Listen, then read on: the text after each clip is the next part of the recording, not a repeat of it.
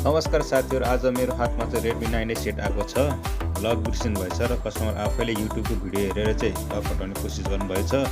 रिसेटसम्म चाहिँ गर्नुभएछ। त्यसपछाडि यो ताल छ अर्थात् एफआरपी लक, गुगल लक चाहिँ हटाउन सक्नु भएन। म कहाँ आउनुभएको थियो, मैले युट्युबको भिडियो हेरेर सबै मोबाइलको लक हटाउन सकिदिनँ, त्यो सम्भवै छैन। त्यसको लागि बक्स चाहिन्छ, खर्च लाग्छ भने म चाहिँ नर्मल्ली अनलक टुल ओपन गरेर कनेक्ट गर्न जाँदैछु र कनेक्ट भएर एफआरपी पनि हटिसक्यो, देख्न सक्नुहुन्छ।